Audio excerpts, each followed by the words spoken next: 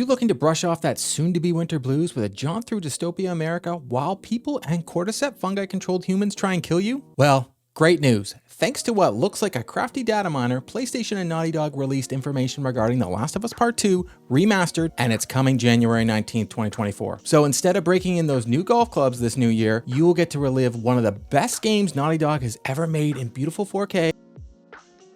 Was that too soon? Oh, unfortunately, yes. While thinking of all that emotional damage you're going to relive, why don't you give me a click on that like button and subscribe? We will get a whole new set of people to complain about this story to us as they're playing the game for the first time because of the HBO hit show, The Last of Us.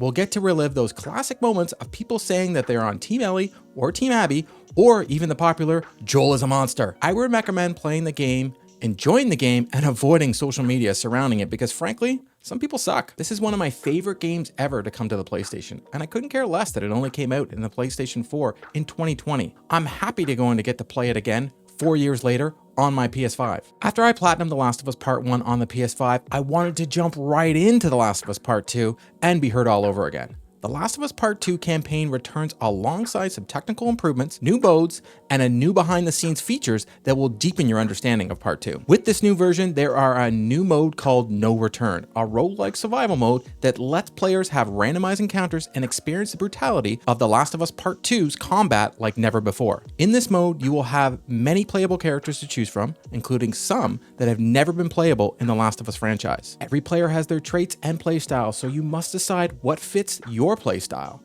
Players will chart their own course on each run, choosing between various stealth and combat encounters that will pit you against a range of enemies, with unique twists that can add a new, unexpected factor to any given encounter. Each run will offer a new chance to decide what rewards you get after each encounter, how you spec out that character, and more. You can unlock more characters, skins, and the more you progress to use in this mode, customize your own runs, and complete on a global leaderboard as part of a daily run. I'm personally not the biggest fan of roguelikes, but I have to give this mode a try. For those music enthusiasts, you will get to play any song your heart desires with the new guitar free play mode. Honestly, who came up with that name? They will even allow you to use some built-in audio effects and change the location you're playing in. I have a feeling this mode is going to have people taking it to the limits to see what amazing music they can make. The lost levels that they're adding truly intrigues me because they're allowing players to play levels of the game that were previously cut from the original release, truly offering a player a behind-the-scenes look at how Naughty Dog brought The Last of Us Part 2 to the PS4. While you're playing these levels, they will also have director's commentary for you to listen to if you'd like to give more of a backstory on why these levels were removed from the game. The levels aren't fully finished, so be prepared for those console war people to use them in social media posts to say the game is broken. Of course, they gave this game the DVD release treatment and added director's commentary to the whole game, so you can hear from director Neil Druckmann, narrative lead Haley Gross, and actors Troy Baker, Ashley Johnson, and Laura Bailey. There are certain scenes that I will turn this on because I'm very curious on some of the choices they made with the story and the reasons those choices were made. The Last of Us Part 2 Remastered's graphics will be in native 4K output in fidelity mode, 1440p upscale to 4K in performance mode, and unlock frame rate option for TVs that support VRR, increased textures, resolutions, increased level of detail distance, improved shadow quality, animation sampling rate, and so much more. This will make the game look and run beautiful as long as your TV can support it. But if you bought a PS5, your TV most likely can. The Last of Us Part 2 Remastered will have improved loading times thanks to the power of the PS5.